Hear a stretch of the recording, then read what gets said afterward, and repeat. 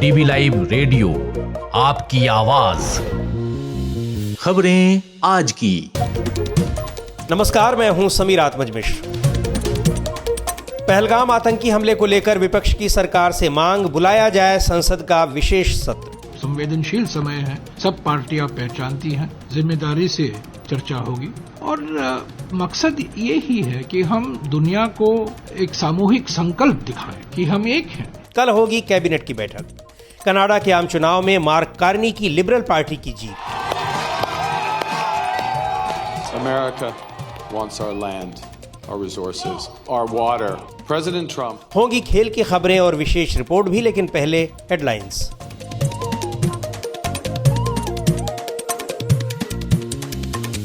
Headlines के साथ मैं हूं आराधना। अब मनमाने ढंग से फीस नहीं बढ़ा सकेंगे स्कूल फीस एक्ट को लेकर दिल्ली कैबिनेट ने दी मंजूरी। स्कूलों को फीस तय करने के लिए कमेटी बनाना अनिवार्य। All India Muslim personal law board का वक्फ संशोधन कानून के खिलाफ प्रदर्शन का नया तरीका। 30 अप्रैल को रात 9 से 9:15 बजे तक ब्लैकआउट करने की कही बात। 5 मई को होनी है सुप्रीम कोर्ट में मामले पर सुनवाई। शिवसेना के मुखपत्र सामना में बड़ा दावा, लिखा बीजेपी शासित राज्यों में रहते हैं ज्यादा पाकिस्तानी नागरिक। मुखपत्र ने राज्यवार जारी किए आंकड़े। पाकिस्तान ने किया एलओसी पर भारतीय ड्रोन गिराने का दावा। भारत की तरफ से इस दावे पर नहीं दी गई कोई प्रतिक्रिया। लगातार 5 दिन दोनों देशों के बीच एलओसी पर गोलीबारी जारी। महाराष्ट्र में फिर शिंदे और अजित पवार गुटाए आमने सामने। 1 मई को महाराष्ट्र दिवस पर रायगढ़ में ध्वजारोहण को लेकर विवाद। ध्वजारोहण का अधिकार हासिल करने को लेकर भिड़े शिवसेना और एनसीपी। पेगासस मामले में सुप्रीम कोर्ट की बड़ी टिप्पणी। स्पाईवेयर का इस्तेमाल राष्ट्रीय सुरक्षा के लिए गलत नहीं, लेकिन सिविल सोसाइटी के खिलाफ इसके दुरुपयोग की होगी जांच। डीवी लाइव रेडियो पर आप सुन रहे हैं खबरें आज की। जम्मू कश्मीर के पहलगाम में हुए आतंकी हमले को लेकर विपक्ष ने संसद के दोनों सदनों में विशेष सत्र बुलाने की मांग की है। इसे लेकर लोकसभा में विपक्ष के नेता राहुल गांधी ने प्रधानमंत्री नरेंद्र मोदी को पत्र लिखा है। विपक्षी गठबंधन के तमाम दूसरे नेताओं ने भी विशेष सत्र की मांग का समर्थन किया है। इस बीच बुधवार को केंद्रीय मंत्रिमंडल की बैठक होने जा रही है। सरकार से मांग की जा रही है कि पहलगाम आतंकी हमले के आतंकियों के खिलाफ तत्काल और सख्त कार्रवाई हो। घटना के विरोध में देश भर में प्रदर्शन हो रहे हैं। पूरी जानकारी के साथ हैं अंशिता। पहलगाम में हुए आतंकी हमले को लेकर देश भर में लगातार गुस्सा बढ़ रहा है और सरकार पर आतंकियों के खिलाफ सख्त कार्रवाई का दबाव बढ़ रहा है। विपक्षी दलों ने किसी भी कार्रवाई के हालात में सरकार को पूरा समर्थन देने की घोषणा के बाद संसद का विशेष सत्र बुलाने की मांग की है। राज्यसभा में नेता प्रतिपक्ष मल्लिकार्जुन खड़गे और लोकसभा में नेता प्रतिपक्ष राहुल गांधी ने इस बारे में प्रधानमंत्री नरेंद्र मोदी को पत्र लिखा है। राहुल गांधी ने प्रधानमंत्री को भेजे पत्र में संसद का विशेष सत्र जल्द से जल्द बुलाने की अपील की है। वहीं कांग्रेस नेता जयराम रमेश चाहते हैं कि विशेष सत्र में प्रधानमंत्री भी मौजूद रहें। हमने कई विपक्ष पार्टियों से बातचीत की और उस बातचीत के बाद ही नेता प्रतिपक्ष लोकसभा राहुल गांधी जी और कांग्रेस अध्यक्ष और नेता प्रतिपक्ष राज्यसभा मल्लिकार्जुन खड़गे जी ने प्रधानमंत्री को ये खत लिखा है। कल रात को वो खत लिखा था कि संसद का, दोनों लोकसभा और राज्यसभा का विशेष सत्र बुलाया जाए। जो क्रूर आतंकी हमले हुए हैं पहलगाम को लेकर, जो स्थितियां पैदा हुई हैं, उस पर चर्चा हो, जिम्मेदारी से चर्चा हो। संवेदनशील समय है, सब पार्टियां पहचानती हैं, जिम्मेदारी से चर्चा होगी और मकसद ये ही है कि हम दुनिया को एक सामूहिक संकल्प दिखाएं कि हम एक हैं। ये एकता का समय है, एकजुटता का समय है। इंडिया गठबंधन के घटक दलों के नेताओं ने भी संसद का विशेष सत्र बुलाने की मांग की है। आरजेडी नेता मनोज झा कहते हैं, कांग्रेस का ट्वीट है, बेहतर वो बताएंगे, लेकिन मेरा मानना है कि कुछ चीजें कई बार दुख होता है। जैसे ऑल पार्टी मीट थी, प्रधानमंत्री जी के आने से उस फोरम की गरिमा और बढ़ती, एक जो गांभीर्य है वो बढ़ता। रिटोरिकल चीजें चूक जाती हैं कई दफा और अब वक्त भी नहीं है रिटोरिकल चीजों का। कई चीजें हो रही हैं दुनिया में, पूरे जियोपॉलिटिकल सेटअप में जो चीजें हो रही हैं उसको लेकर के भारत का दृष्टिकोण बेहद साफ है और वो प्रधानमंत्री जी के नेतृत्व में सभी दलों की ओर से वो जाना चाहिए। वो कभी कभी मिसिंग लिंक रहता है। वो इस बीच बुधवार को प्रधानमंत्री नरेंद्र मोदी की अध्यक्षता में केंद्रीय कैबिनेट की बैठक होगी। पिछले हफ्ते सुरक्षा मामलों की कैबिनेट कमेटी यानी सीसीएस की बैठक हुई थी, जिसमें आतंकी हमले की निंदा की गई थी। पहलगाम की वेस्टर्न घाटी में हुए आतंकी हमले के बाद कश्मीर के दर्जनों रिजॉर्ट्स और आधे से ज्यादा पर्यटन स्थलों को बंद कर दिया गया है। प्रशासन ने अब तक कम से कम 48 रिजॉर्ट्स को बंद कर दिया है। जेके नेशनल कॉन्फ्रेंस के सांसद आगा सैयद रूहुल्लाह मेहदी कहते हैं कि भारत सरकार को मारे गए निर्दोष लोगों को न्याय सुनिश्चित करना चाहिए, लेकिन ये भी ध्यान रखना चाहिए कि इस प्रक्रिया में निर्दोष लोग न प्रभावित होने पाएं। मैं इस वक्त जो सेंट्रल सतह पे या मुल्की सतह पे जो इकदाम उठाए जाएंगे उस बारे में ना कोई सियासत करना चाहूँगा न कुछ बोलना चाहूँगा। गवर्नमेंट ऑफ इंडिया को ये चाहिए कि जिस तरह से भी जैसे भी मुमकिन हो कल्प्रिट्स को जस्टिस तक पहुँचाए और इंसाफ हो उनके साथ, जो कत्ल हुए, जो बेगुनाह कत्ल हुए इसमें। साथ में ये ख्याल रखना चाहिए कि जो मुजरिम है इस साने के, जो दहशतगर्द है, उनको सजा दे, उनको ढूंढे। मुजरिमों को सजा देते हुए हम किसी बेगुनाह को खुदा न खास्ता इस चपेट में ना लाए, चाहे वो मजदूर हो, चाहे वो घोड़े वाला हो, चाहे वो टैक्सी वाला हो, चाहे वो लेबरर हो, कोई भी बेगुनाह खुदा न खास्ता एक भी बेगुनाह अगर इस चपेट में आता है तो वो सारे जस्टिस के आइडिया को डिफीट करता है। पहलगाम की वेस्टर्न घाटी में 22 अप्रैल को आतंकी हमला हुआ था, जिसमें 26 लोगों की मौत हुई थी। घटना के एक हफ्ते बाद भी आतंकी पकड़े नहीं जा सके हैं। घटना के खिलाफ जम्मू कश्मीर समेत देश भर में विरोध प्रदर्शन हो रहे हैं। डीवी लाइव रेडियो के लिए मैं अंशिता। इस बीच पाकिस्तान के रक्षा मंत्री ख्वाजा आसिफ के एक्स अकाउंट को भारत में बंद कर दिया गया है। पहलगाम हमले के बाद भारत सरकार ने पाकिस्तान के साथ सिंधु जल समझौते को निलंबित करने का फैसला किया था। साथ ही भारत ने अटारी सीमा को बंद करने के अलावा वीजा से जुड़ी सुविधाएं भी बंद कर दी। ख्वाजा आसिफ ने भारत की ओर से उठाए गए कदमों को लेकर कुछ इंटरव्यूज में कहा था कि भारत की कार्रवाई का उसी के अंदाज में जवाब दिया जाएगा। डीबी लाइव रेडियो पर आप सुनते हैं देश दुनिया की ताजा तरीन खबरें और खबरों के बीच की खबरें यानी विश्लेषण भी। खबरों और विश्लेषण के अलावा यहाँ होती है साहित्य, कला, संस्कृति और विज्ञान से लेकर आर्थिक और खेल जगत की भी चर्चा। डीबी लाइव रेडियो पर आप सुन रहे हैं खबरें आज की। कनाडा के आम चुनाव में मार्क कार्नी की लिबरल पार्टी ने जीत हासिल की है। इस चुनाव में उनका मुकाबला कंजर्वेटिव नेता पियरे पोलिएवरे से था। ये चुनाव पूर्व प्रधानमंत्री जस्टिन ट्रूडो के इस्तीफे के बाद हुए हैं, जिन्हें असंतोष के बाद पैदा हुई राजनीतिक उथल पुथल की वजह से इस्तीफा देना पड़ा था। इस जीत के बाद कार्नी ने अपने समर्थकों को संबोधित किया और अमेरिका के राष्ट्रपति डोनाल्ड ट्रंप पर निशाना साधा। और जानकारी दे रही हैं आराधना। 60 साल के मार्क कार्नी कनाडा के पीएम बने रहेंगे, क्योंकि उनके नेतृत्व में लिबरल पार्टी ने कनाडा के आम चुनावों में जीत हासिल कर ली है। अपने चुनाव अभियान के दौरान उन्होंने कहा था कि उन्हें वैश्विक आर्थिक संकट से निपटने का अनुभव है और वो अमेरिकी राष्ट्रपति डोनाल्ड ट्रंप के ट्रेड वॉर का डटकर सामना करेंगे। चुनाव जीतने के बाद मार्क कार्नी ने कहा कि डोनाल्ड ट्रंप हमें तोड़ने की कोशिश कर रहे हैं, लेकिन ऐसा कभी नहीं होगा। America wants our land, our resources, our water. President Trump. Mark Carney कह रहे थे कि अमेरिका के साथ हमारा पुराना रिश्ता अब खत्म हो चुका है। हम अमेरिकी विश्वासघात के सदमे से उबर चुके हैं। हमें एक दूसरे का ख्याल रखना होगा। दूसरी बार अमेरिका का राष्ट्रपति बनने के बाद से ही डोनाल्ड ट्रंप कनाडा को लगातार ट्रेड वॉर की धमकी देते आए हैं। यहाँ तक कि उन्होंने कनाडा को अमेरिका का 51वां राज्य बनाने की बात भी कही है। ट्रंप की इन कोशिशों को कार्नी ने चुनाव में मुख्य मुद्दा बनाया था। मार्क कार्नी की जीत पर उनके समर्थकों ने बधाई दी और कहा कि ये कनाडा के इतिहास में सबसे बड़ा कमबैक है।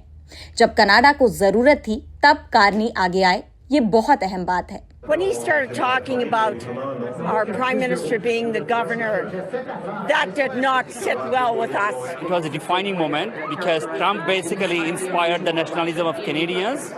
And Canadians are voting for their own, identity. Mark को जब इसी साल मार्च में लिबरल पार्टी का नेता चुना गया था, तब उन्हें पार्टी के 85% वोट हासिल हुए थे। कनाडा और ब्रिटेन में कुछ लोगों के लिए कार्नी जाना माना चेहरा रहे हैं। वो फाइनेंशियल मामलों के एक्सपर्ट हैं और बैंक ऑफ कनाडा और बैंक ऑफ इंग्लैंड के मुखिया रह चुके हैं। वहीं कनाडा की न्यू डेमोक्रेटिक पार्टी एनडीपी के नेता जगमीत सिंह चुनाव हार गए हैं। साथ ही उनकी पार्टी को भी भारी हार का सामना करना पड़ा है। हार के बाद उन्होंने पार्टी के नेता पद से इस्तीफा देने की घोषणा की है। न्यू डेमोक्रेटिक पार्टी महज 8 सीटों पर सिमट गई, जबकि कनाडा में हाउस ऑफ कॉमन्स में पार्टी का दर्जा हासिल करने के लिए पार्टियों को कम से कम 12 सीटों की जरूरत होती है। डीबी लाइव रेडियो के लिए मैं आराधना। और अब खबर यूरोप से है। यूरोपीय देश स्पेन और पुर्तगाल में सोमवार को बड़े पैमाने पर बिजली गुल हो गई थी, जिससे आम जनजीवन बुरी तरह प्रभावित हुआ। अब दोनों देशों में बिजली बहाल हो रही है। अधिकारी इस बिजली कटौती के कारणों का पता लगाने में जुटे हैं। स्पेन की बिजली लगभग पूरी तरह से बहाल हो गई है और पुर्तगाल में सोमवार को देश भर में बिजली गुल होने के बाद बिजली आपूर्ति बहाल हो गई है। राजधानी लिस्बन के मुख्य हवाई अड्डे पर अभी भी कुछ मरम्मत का काम चल रहा है, लेकिन अन्य प्रमुख हवाई अड्डों पर ज्यादातर उड़ानें संचालित हो रही हैं। इस बीच स्पेन के प्रधानमंत्री पेड्रो सांचेज ने चेतावनी दी है कि लोगों को इस पूरे संकट से जुड़ी गलत सूचनाओं के बारे में सावधान रहना चाहिए। बिजली गुल होने की वजह साफ नहीं है। शुरुआत में इसे कोई साइबर हमला माना जा रहा था, जिसे कई अधिकारियों ने तुरंत खारिज कर दिया था। स्पेन की सरकार ने उम्मीद जताई है कि जल्द ही इसकी वजह साफ हो सकेगी। आप सुन रहे हैं डीबी लाइव रेडियो, आपकी आवाज। और अब वक्त हो चला है खेल की खबरों का। खेल की खबरों के साथ हैं यश त्रिवेदी।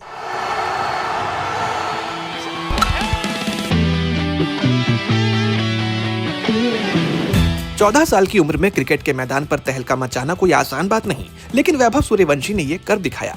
28 अप्रैल को जयपुर में गुजरात टाइटंस के खिलाफ राजस्थान रॉयल्स के लिए खेलते हुए वैभव ने 35 गेंदों में 101 रनों की धमाकेदार पारी खेली। इस पारी ने न सिर्फ उनकी टीम को 210 रनों के लक्ष्य को हासिल करने में मदद की, बल्कि क्रिकेट के कई दिग्गजों को जवाब भी दे दिया। 4 दिन पहले 24 अप्रैल को वैभव का बल्ला रॉयल चैलेंजर्स बेंगलुरु के खिलाफ खामोश रहा था। इसके बाद वीरेंद्र सहवाग ने कहा था कि अगर वैभव को लगता है कि आईपीएल डेब्यू में पहली गेंद पर छक्का मारने और थोड़ी सी कामयाबी से वो स्टार बन गए हैं, तो शायद वो अगले साल मैदान पर ना दिखें।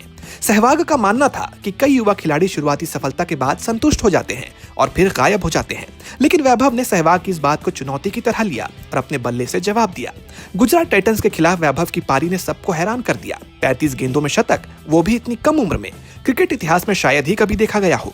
उनकी बेखौफ बल्लेबाजी ने साबित कर दिया कि वो छोटी मोटी सफलता से खुश होने वालों में से नहीं हैं। वैभव की इस पारी ने न सिर्फ सहवाग की आलोचना का जवाब दिया, बल्कि ये भी दिखाया कि वो क्रिकेट में लंबी पारी खेलने के लिए आए हैं। वैभव का ये अंदाज सचिन तेंदुलकर की याद दिलाता है, जो आलोचकों को अपने प्रदर्शन से जवाब देते थे।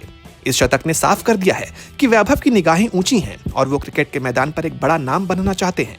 उनकी इस पारी ने दुनिया को बता दिया कि 14 साल का ये खिलाड़ी भविष्य का सितारा है। यश त्रिवेदी, डीबी लाइव रेडियो।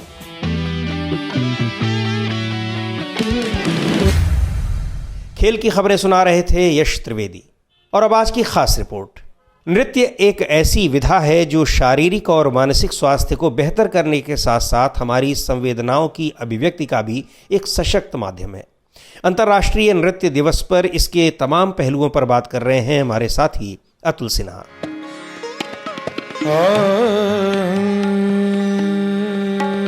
नृत्य एक ऐसी विधा है जिसमें अभिव्यक्ति के तमाम रंग पूरी लयात्मकता के साथ सामने आते हैं।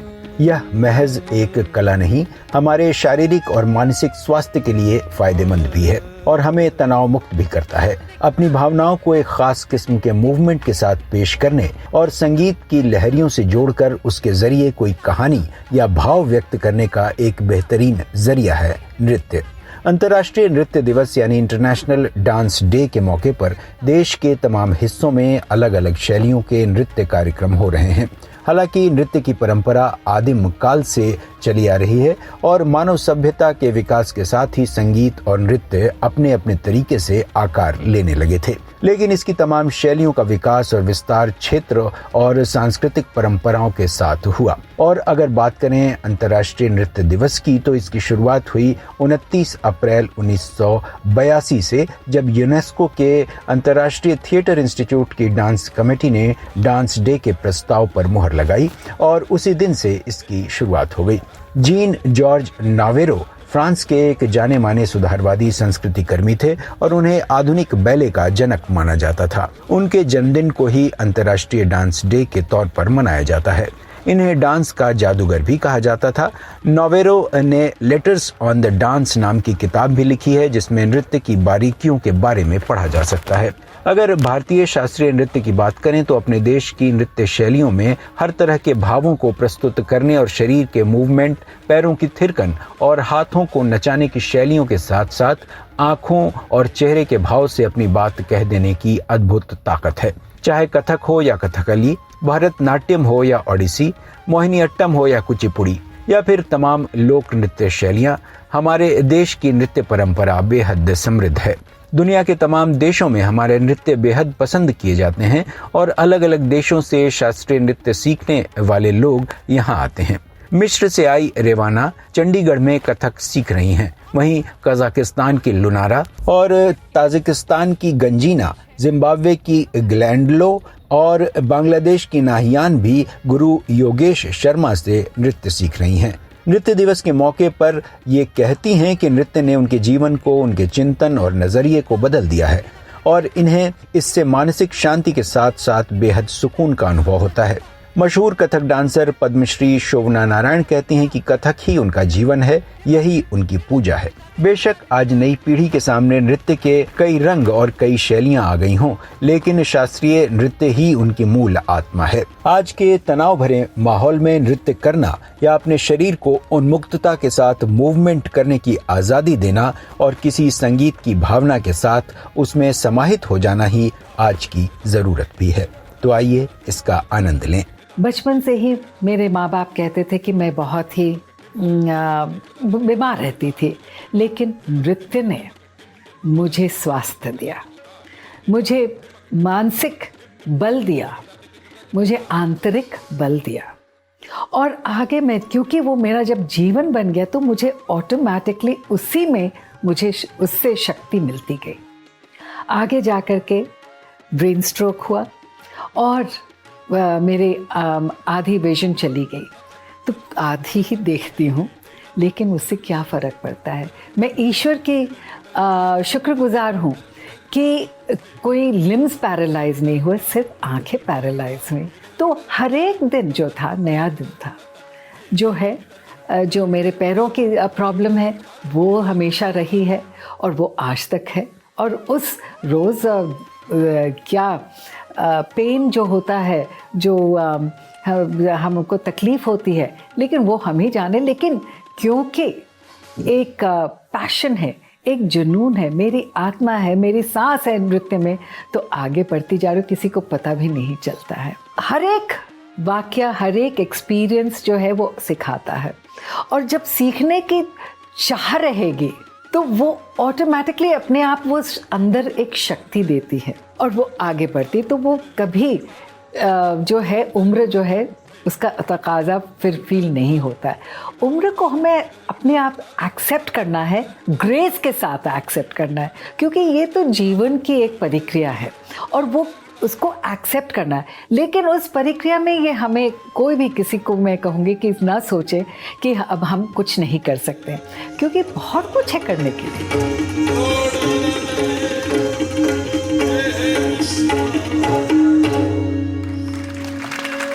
डीबी लाइव रेडियो के लिए मैं अतुल सिन्हा। इस कार्यक्रम को अब यहीं समाप्त करते हैं। बने रहिए डीबी लाइव रेडियो के साथ। हर रोज सुनिए दिन भर की खबरों और विश्लेषण का हमारा ये प्रोग्राम खबरें आज की। अब दीजिए इजाजत। नमस्कार।